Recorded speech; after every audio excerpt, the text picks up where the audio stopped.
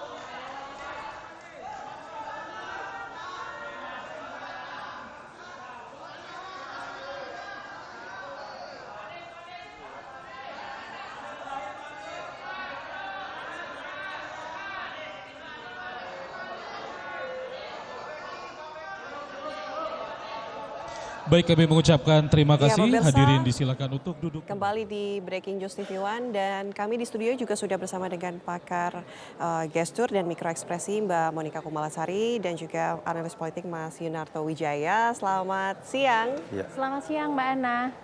Ini kalau kita lihat seru sekali akhirnya Anies dan juga Caimin ini masuk ke dalam gedung KPU untuk kemudian simbolis penyerahan dokumen ke KPU mendaftarkan diri menjadi capres dan juga cawapres di pemilu 2024. Masa yang mendukung juga memang sudah berada di luar gedung KPU. Kita sama-sama dengarkan di gedung KPU Anies saat ini sedang menyampaikan statement. Yang saya hormati dan seluruh anggota Komisi Pemilihan Umum beserta seluruh jajaran yang hadir. Yang saya hormati Bawaslu juga, terima kasih. Mohon izin terlewat. Yang saya hormati para pimpinan Partai Koalisi Perubahan. Yang saya hormati bakal calon wakil presiden Republik Indonesia, Bapak Muhaimin Iskandar, dan seluruh rombongan yang hadir bersama di sini.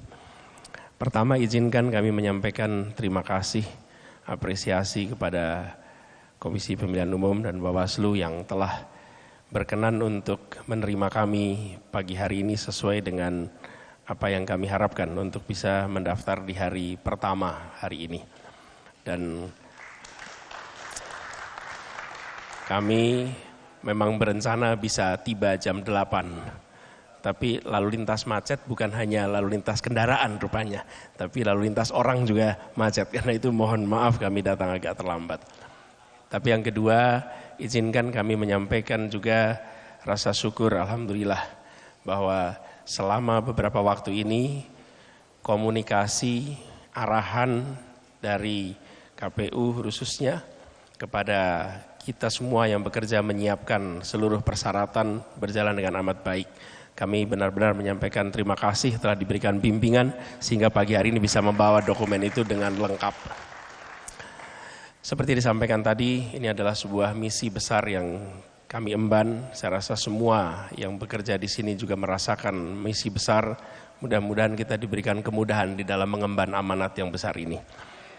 Dan izinkan kami juga menyampaikan terima kasih, apresiasi kepada semua petugas yang terlibat di dalam proses ini.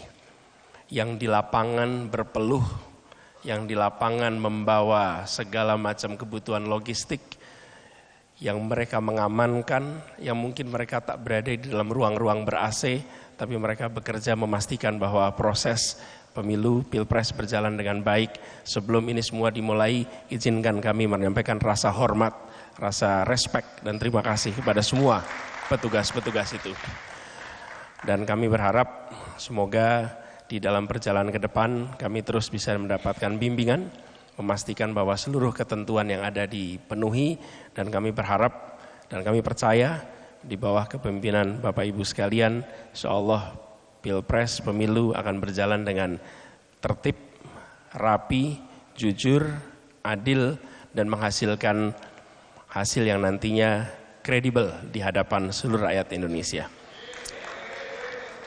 Kami atas nama pasangan calon dan seluruh partai koalisi menyampaikan terima kasih atas sambutan yang hangat pada pagi hari ini. Semoga ini menjadi awalan yang baik bagi perjalanan untuk kebaikan bangsa. Terima kasih. Kurang lebih mohon dimaafkan. Wallahu muwaffiq ila aqwamit thoriq. Nasrun minallah wa fathun qarib. Assalamualaikum warahmatullahi wabarakatuh. Bapak Ibu hadirin yang kami hormati, selanjutnya kita simak bersama sambutan Ketua Komisi Pemilihan Umum.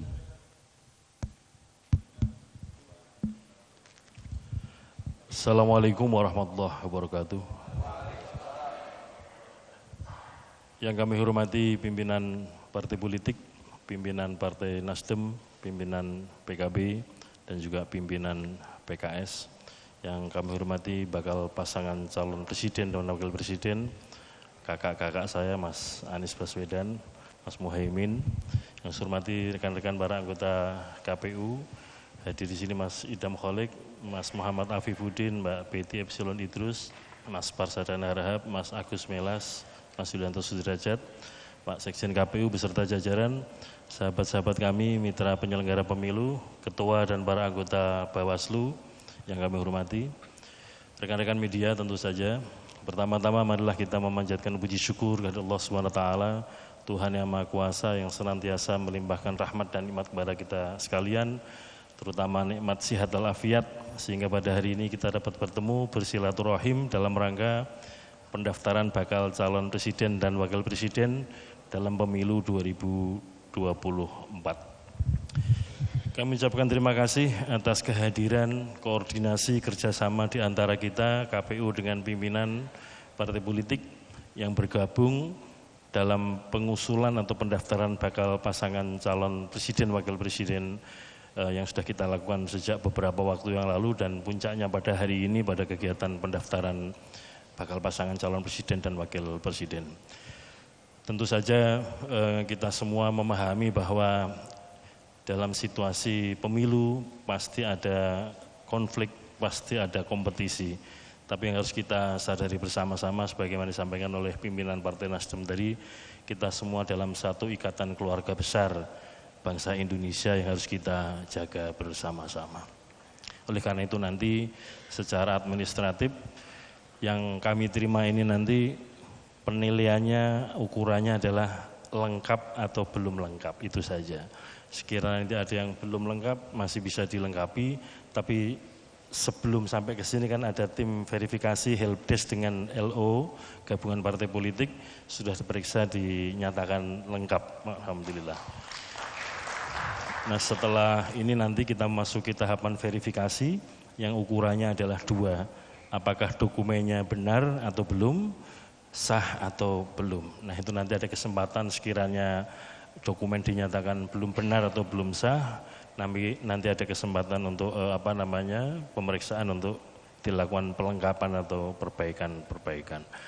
Setelah ini nanti kami akan memberikan surat pengantar kepada bakal pasangan calon untuk melakukan pemeriksaan kesehatan jasmani dan rohani untuk dilakukan penilaian tentang kemampuan untuk menjalankan tugas sebagai presiden dan wakil presiden yang akan dilakukan oleh tim pemeriksa di rumah sakit RSPAD Gatot Subroto. Insya Allah nanti akan dilakukan pada hari Sabtu tanggal 21 Oktober 2023. Oleh karena itu pada kesempatan ini kami mengucapkan terima kasih dan kami mohon dukungan, mohon doa karena kami ini tentu saja harus kuat-kuat menjaga diri di tengah-tengah kompetisi dalam pemilu ini. Oleh karena itu kita semua berdoa semoga kita senantiasa diberikan kesehatan, diberikan kekuatan, diberikan terutama bagi kami diberikan kesabaran untuk melayani para peserta pemilu dan kita diberikan keselamatan sehingga proses-proses pemilu nanti kita semua berakhir dalam kondisi husnul khotimah. Kegiatan kepemiluan kita berjalan secara tertib, berintegritas dan demokratis serta damai.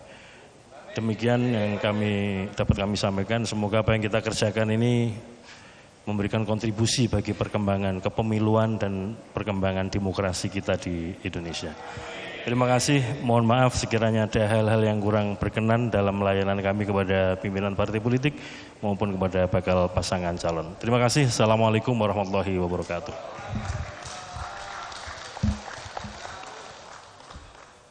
Bapak Ibu hadirin yang kami hormati, selanjutnya adalah penyerahan plakat atau cindera mata oleh Ketua Komisi Pemilihan Umum kepada bakal pasangan calon presiden dan wakil presiden. Berkenan kepada Ketua Komisi Pemilihan Umum untuk menyerahkan kepada bakal calon presiden.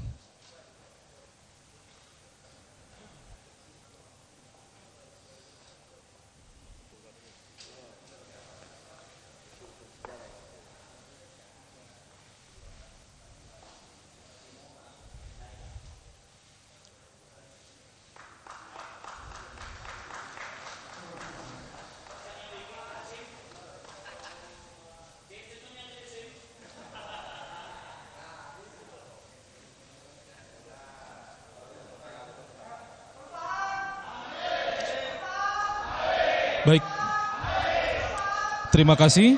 Selanjutnya penyerahan cindera mata oleh bakal calon presiden kepada Ketua Komisi Pemilihan Umum.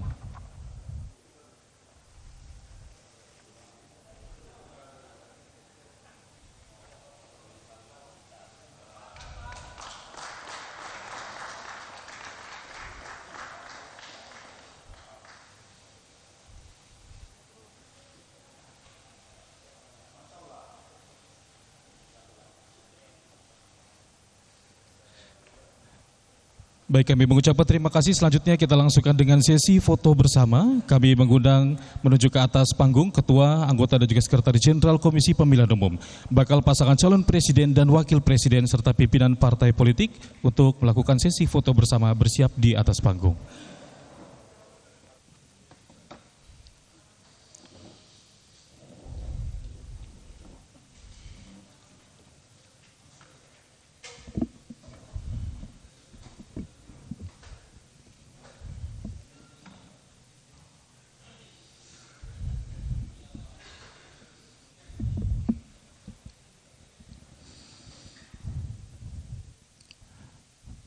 Baik, mohon izin Bapak Ibu.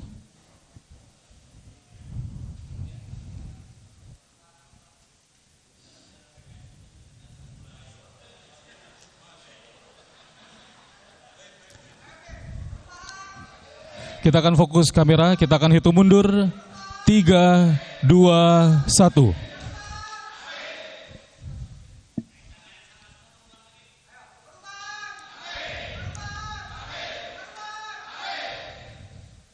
Mohon izin, salam KPU melayani, tangan kanan ada di dada sebelah kiri.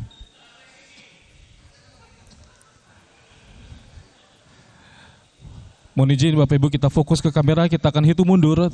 3, 2, 1.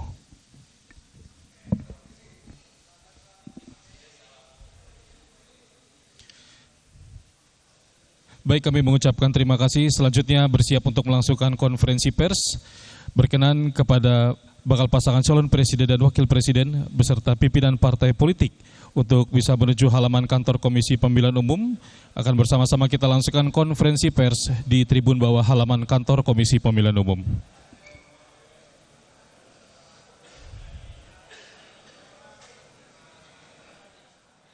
Tadi tampaknya Anies dan juga Mohaimin Iskandar ini sudah selesai menyerahkan dokumen ke KPU secara simbolis. Kemudian tadi juga simbolis penyerahan plakat dan juga cenderamata kepada Ketua KPU Hashim Asyari. Kami juga sudah bersama dengan Mas Yunarto dan juga Mbak Monika. Mbak Monika, mungkin pertama yang gini ya, kita lihat gestur dari Caimin dan juga Anies. Mungkin tadi saat berpidato saja ini tampaknya seperti apa sih terlihatnya?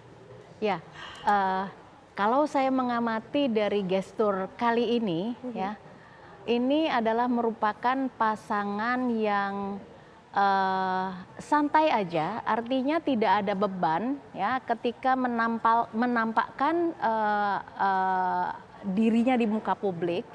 Begitu juga keserasian ini ada pada makro gestur tubuhnya, berikut dengan ekspresi-ekspresi di wajah yang merupakan ekspresi bawah sadar atau emosi yang subtle sekali dan sulit untuk diamati begitu ya. Tetapi dampaknya adalah kepada pemirsa sendiri. Artinya perasaan apa yang akhirnya dirasakan ketika melihat penampilan dari kedua baca pres ini, capres maupun cawapresnya gitu ya. Jadi ada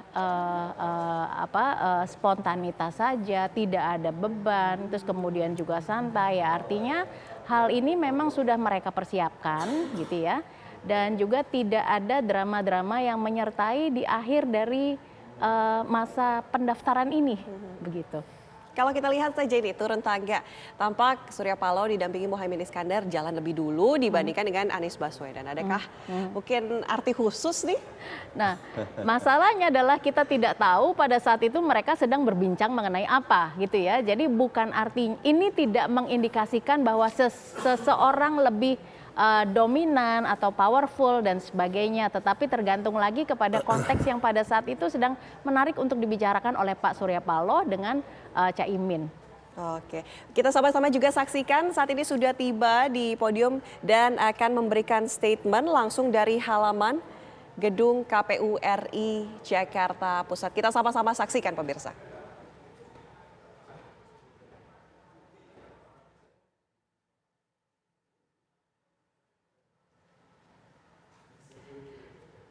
Oke, ini akhirnya sampai di titik ini, Mas Yunarto mungkin bisa dikomentari sedikit. Anies Mohaimin sampai di titik gerbang gedung KPU mendaftarkan diri sebagai capres-cawapres. Ketika kita lihat kemarin, mungkin Anies sempat mengatakan bahwa banyak penjagalan yang terjadi. Ya, makanya tadi saya menyambung tadi Mbak Monik mengatakan tanpa beban. Ya, betul bahwa perjalanan pasangan ini kan dimulai dengan berbagai macam isu, rumor dari isu hanya akan dua pasang atau kemudian upaya penjagalan terkait dengan kasus hukum atau tidak cukupnya jumlah partai, dan memang sempat ada drama terkait dengan Mas AHY ya, yang kemudian akhirnya Demokrat keluar walaupun mengejutkan juga ada pemain penggantinya cepat sekali gitu kan, ada Caimin, dan paling tidak ini paling melegakan buat mereka. Karena dari awal yang diterpa isu belum tentu akan maju adalah Mas Anies Baswedan. Yang kedua, kenapa tanpa beban? Ya karena memang tidak ada dalam pusaran isu terkait dengan keberpihakan Jokowi misalnya. Berbeda dengan Pak Prabowo dan Mas Ganjar, orang masih bertanya-tanya dengan tafsir mengenai apakah dan siapa yang akan didukung. Bahkan muncul anak kandungnya Pak Jokowi sendiri memunculkan tafsir yang lebih luas. Jadi mungkin itu keunggulan secara psikologis dari pasangan dan koalisi ini ketika mereka tidak terbebani dengan isu-isu terkait dukungan dari presiden, dari penguasa, dan itu yang tampil sekarang. Ya ditambah mungkin ada faktor seperti Caimin ya, orangnya kan memang lepas begitu saja kan dalam acara dan momentum apapun. Dan itu menurut saya mengimbangi Mas Anies biasanya cukup serius Baik. gayanya. Kita sama-sama saksikan dulu saat ini Anies dan juga Caimin sudah sampai di halaman gedung KPU RI untuk memberikan statement. Kita ikuti ke sana pemirsa.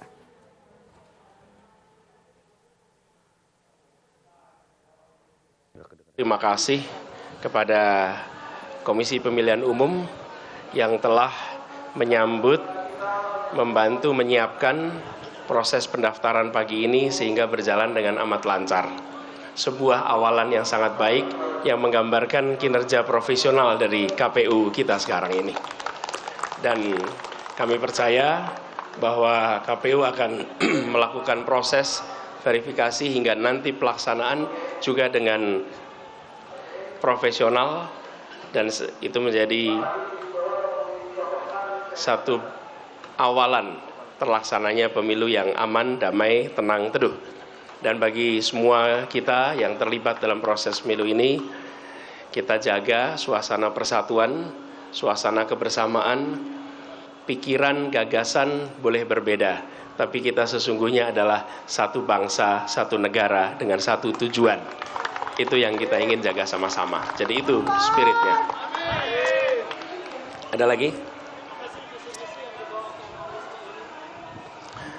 Kami membawa gagasan perubahan. Perubahan untuk dirasakan pada keluarga-keluarga di Indonesia. Kita menginginkan agar kebutuhan pokok menjadi terjangkau. Di sisi lain, para petani hidupnya lebih sejahtera. Para peternak hidupnya lebih sejahtera. Para nelayan hidupnya lebih sejahtera. Kami ingin ada kesetaraan kesempatan. Kesempatan untuk bekerja, kesempatan untuk mendapatkan masa depan yang lebih baik lewat pendidikan, dan kesempatan untuk dapat perlindungan kesehatan yang baik. Gagasan dasarnya adalah perubahan, menghadirkan kesetaraan, menghadirkan keadilan. Itu yang kami bawa.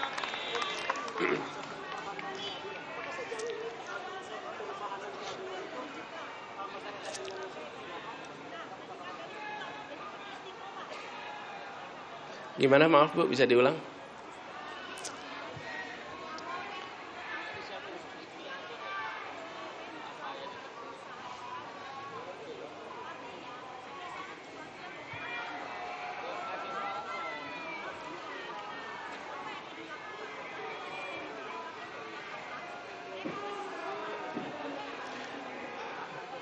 Begini, kami percaya KPU akan melaksanakan tugasnya dengan profesional, berimbang, dan sesuai dengan semua ketentuan. Jadi ini adalah babak baru dari proses pencalonan. Kemarin menjadi bakal calon oleh partai koalisi, dan sekarang di proses KPU. Saya percaya insya Allah akan berjalan dengan baik. Cukup? Sudah, cukup ya? Yang TV, Pak. Nanti dengan relawan di depan saya bicara langsung. Udah mas, sana. Yuk, sana.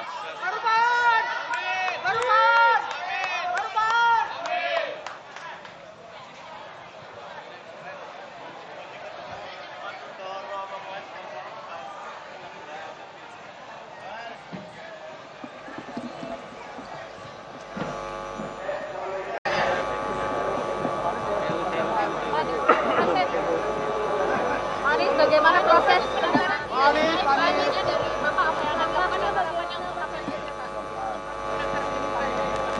Jadi saya ulang, kami menyampaikan terima kasih kepada KPU yang telah menyambut dengan amat profesional dan memberikan konsultasi selama ini dengan amat baik, sehingga hari ini kami sudah langsung mendapatkan tanda terima dan verifikasi yang akan dilakukan. Kemudian disampaikan juga mereka telah menjadwalkan. Ya, tadi sudah disampaikan langsung oleh Anies Baswedan dalam pidatonya. Ini terlihat confident sekali bahwa gagasan perubahan yang menghadirkan kesetaraan ini akan dibuat oleh koalisi dari Anies dan juga Muhaimin Iskandar alias Amin, begitu ya. Nah, bagaimana nih Mas Yunarto melihat ini? Iya, pertama pilihan kata menjadi sebuah gimmick itu bagus sekali memang ya. Singkatan dari Anies Imin menjadi Amin ini kan setiap ide yang dilontarkan, orasi politik tinggal dijawab Amin. Ini cukup membuat koalisi lainnya harus berpikir ketika bahkan sembayang gitu ya, amin diartikan politik gitu sekarang. Jadi dan kalau kita lihat pilihan kata dan diksi yang digunakan oleh Mas Anies juga simple, kata perubahan, kesetaraan, saya pikir itu yang disebut tadi. Ketika dianggap antitesis dari pemerintahan yang ada sekarang, lebih tanpa beban untuk koalisi ini berbicara mengenai apapun, termasuk ide-ide baru, baik yang sifatnya realistis bahkan yang populis. Dan itulah keunggulan ketika bukan menjadi bagian dari kekuasaan. Jadi apa yang kita lihat tadi, enteng tanpa beban, itu dimulai dari memang keleluasaan pihak oposisi lah, tanda kutip ya, di sini mewakili oposisi untuk kemudian bisa berbicara mengenai hal-hal yang tadi ditegaskan oleh Mas Anies. Oke, kalau Mbak Monica sendiri melihatnya ini dari awal, dari atas, tadi kan tampaknya ini seperti tidak banyak pikiran, mungkin bisa diartikan seperti itu ya. Seperti apa nih melihatnya, full senyum ya kayaknya? Iya, jadi panggung kali ini ya, mereka memenangkan impresi dari penontonnya ya. Kalau kita lihat ketika mereka berdua masuk dengan Caimin yang selalu fully smile, sumringah, sumringah gitu. Terus kemudian mereka mengenakan syal, sepertinya tuh tadi dari NTT ya. Nah, ada gambar kudanya, seperti itu ya. Ini maknanya apa? Kenapa itu yang dipilih, gitu ya? Belum tahu nih. Tetapi kalau kita boleh menerka-nerka adalah bahwa itu daerah yang sangat panas, gitu ya. Tetapi juga ada binatang, ada kuda dan sebagainya yang kalau nanti pengamatannya secara jeli gitu ya. Nah, ini menampilkan suatu spirit yang kekuatan seperti itu. Dan kemudian ketika secara bawah sadar mereka ini seperti panggung yang kemudian mengalun, ini kita bisa dapatkan kesan yang nyaman buat penonton ya. Begitu juga kita tidak sangsikan lagi bahwa Pak Anies ini dalam kecuali diksi yang sudah sangat ciamik gitu ya. Kemudian juga kata-kata yang digunakan ini luar biasa, bisa menimbulkan ketenangan di siang yang sedang panas banget ini. Gitu ya. Diksinya, pemilihannya ini sudah cukup tepat artinya ya. Didukung oleh semesta kali ya, kalau kita mengatakan amin gitu ya. Apa pemilihan waktunya juga tepat nih untuk menciptakan suasana seperti ini, walaupun memang agak telat datang ke KPU. Jam 10 ya? Iya. Kalau dari ilmu emosinya mengatakan adalah di jam-jam itu adalah di jam di mana orang sedang lagi peak performance, begitu ya. Nah, kalau yang siang nanti, nah ini adalah emosi-emosi ketika seseorang ini sudah sudah merasa lapar dan sebagainya, itu adalah emosinya juga ikut involve di sana. Nah, kita nggak tahu apa yang terjadi dengan season kedua hari ini. Tapi kalau misalnya kita lihat lebih baik di peak performance atau di saat emosi kita sedang lapar butuh istirahat untuk menunjukkan sesuatu hal kepada masyarakat. Oke, teorinya mengatakan gini, jangan lakukan sesuatu ya untuk mengajak seseorang ketika seseorang itu di masa-masa menjelang mau makan siang. Jam 11:30 dan sebagainya gitu ya. Itu karena emosi seseorang akan ikut involve di sana. Tetapi kita tidak tahu nih apakah justru malah di kondisi ketika seseorang sedang lapar ya secara fisik ini justru akan membangkitkan gairah yang luar biasa ya kepada para pendukungnya. Oke, baik. Mas Yunarto, kalau kita balik lagi nih pasangan, kita kesampingkan dulu Prabowo Subianto. Anies, karena Baswedan. Memang belum punya pasangan. Iya, betul sekali. Kita tunggu-tunggu. Dan pertanyaan apa yang masih ditunggu? Nah, Anies Baswedan kemudian Mohaimin Iskandar dilawan oleh Ganjar Pranowo dan juga Mahfud MD. Melihat dua pasang ini yang memiliki performa lebih bagus mungkinnya di mata masyarakat. Ini saat ini siapa, sudah tertebakkah? Tidak bisa kita nilai dari sekedar apa yang akan tampil dalam pendaftaran ya. Ada proses panjang yang kalau kita bicara Pilpres itu bahkan bukan 14 Februari. Berdasarkan data statistik, survei lebih mungkin kita akan berbicara pertarungan panjang 26 Juni. Kabar baiknya kalau kita bicara konteks pendidikan politik, ruang buat kita melihat ide dan gagasan dan karakter masing-masing, karakter aslinya, karakter pendukungnya lebih lama juga. Karena sebetulnya memang tidak masuk akal kampanye 75 hari itu digunakan untuk kita mengenal kandidat. Itu tidak cukup, Indonesia itu sangat besar sekali. Dan tetapi keduanya menarik ketika punya portfolio yang bisa dikatakan minimal di level capres dulu ya, yang bisa tinggal diuji keberhasilannya seperti apa. Kalau Mas Anies pernah menjadi menteri pada masa pemerintahan Pak Jokowi, walaupun tidak selesai, lalu kemudian menjadi gubernur, Mas Ganjar legislatif, anggota DPR, lalu pernah juga menjadi gubernur. Jadi head to headnya enak. Lebih sulit ini ketika menilai Pak Prabowo sebetulnya ya. Yang ketika menjadi bagian dari pemerintahan pun sifatnya sektoral. Karena kalau kita bicara karir politik memang lebih bagus sebetulnya ketika orang punya pengalaman di level eksekutif walaupun pada skup yang lebih kecil. Karena dia pernah mengelola anggaran secara menyeluruh sebagai seorang generalis.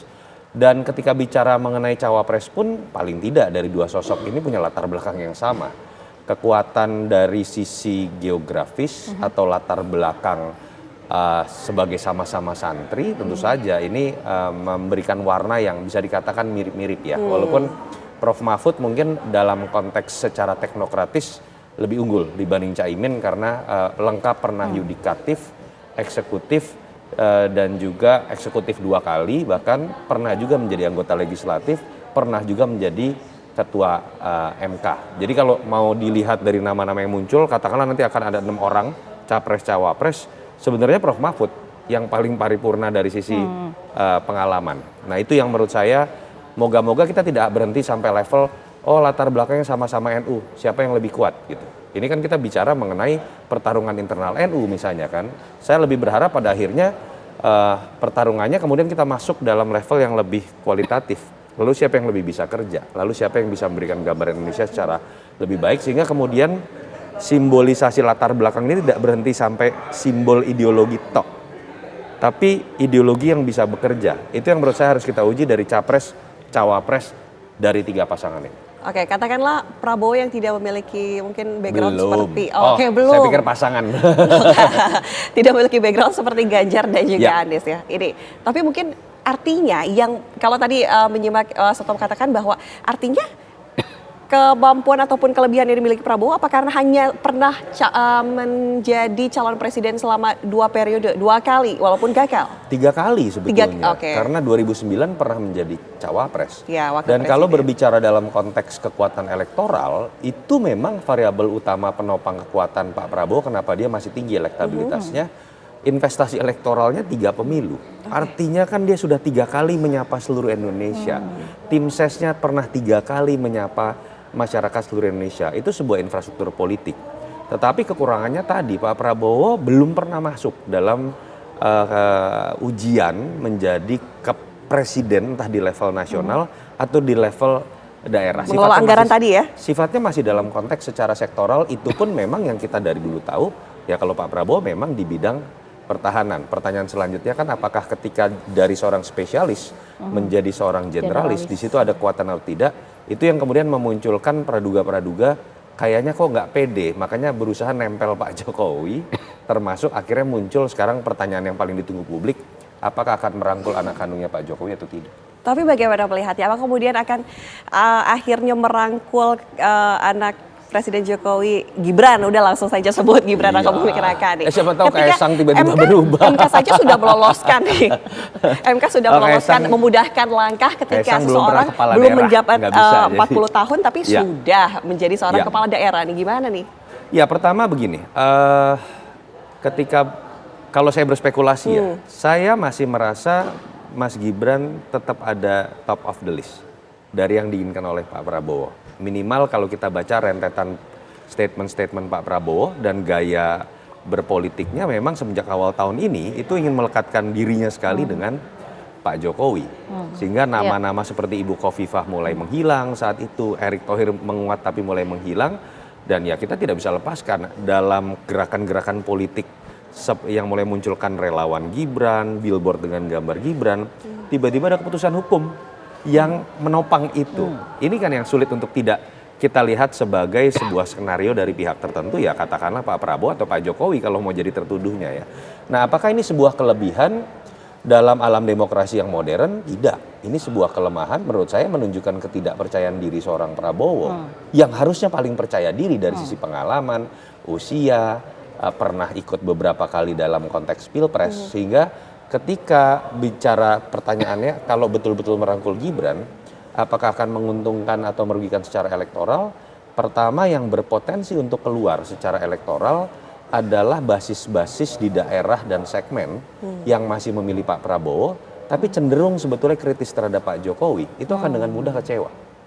Contoh di basis Sumatera Barat, Aceh, daerah Periangan Timur di Jawa Barat, yang kalau disurvei saat ini masih tinggi kepada Pak Prabowo, ketika kita bedah cenderung kepuasan publiknya terhadap Pak Jokowi tinggi. Artinya mereka bisa menerima Pak Prabowo masuk menjadi menteri, tapi kalau kemudian berujung pada menggandeng anak kandung Pak Jokowi, menurut saya itu bisa Berbalik. menjadi kelemahan di sebagian segmen tersebut yang akan diuntungkan Amin. Akan dapat limpahan gratis. Di sisi lain bukan tidak mungkin kelompok pemilih Pak Jokowi yang kelas menengah dan kritis, yang kena dengan isu politik dinasti, itu juga kemudian merasa kecewa dengan Pak Jokowi sekaligus Pak Prabowo, itu bisa jadi keuntungan buat Ganjar.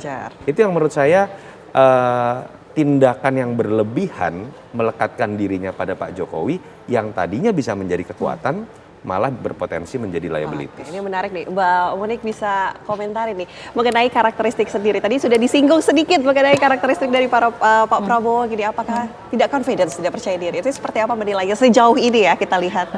Beberapa bulan terakhir ini memang upaya untuk mendekatkan diri ke Jokowi emang nyata ya. Ini publik juga mengakui hal seperti ini. Nah, kemudian ini kan dari sisi Pak Prabowo tadi udah diulas dengan sangat baik oleh Mas Yunarto ya. Saya tinggal menggongi saja gitu. Nah, tetapi apakah gitu? Pertanyaan besarnya adalah hal yang kita tunggu. Gibran ini akan masuk nggak mewakili suaranya Jokowi? Ya, kan ini yang juga Mbak Puan bilang, Pak Jokowi sebetulnya stands for siapa sih? Ya. Nah, bagaimana pikiran-pikiran atau analisa kritis kita ini sesuai nggak, selaras nggak dengan bahasa nonverbalnya dari Pak Jokowi? Get the point nggak, Mbak? Jadi artinya analisa kita mengatakan bahwa ini adalah ada mastermind-nya, kemudian sedang memainkan papan catur dan sebagainya, gitu ya. Tetapi apakah ini berkesesuaian nggak dengan bahasa nonverbal dari Pak Jokowi? Oke, tapi kalau kita lihat kemarin saja pada saat deklarasi calon wakil presiden, mungkin Pak Jokowi tidak hadir walaupun ya katanya memang Pak Jokowi sedang deklarasi. di Cina. Oh iya, Nah, memang kan kenyataannya sedang di Cina. Iya, memang kenyataannya di Cina, tapi apa tidak bisa menunggu begitu. Tapi Mbak Monik nanti dulu ya, ditahan dulu, Mas Yunarto ditahan dulu, kita harus jeda terlebih dahulu. Usai jeda pemirsa, Breaking News TV on masih akan kembali.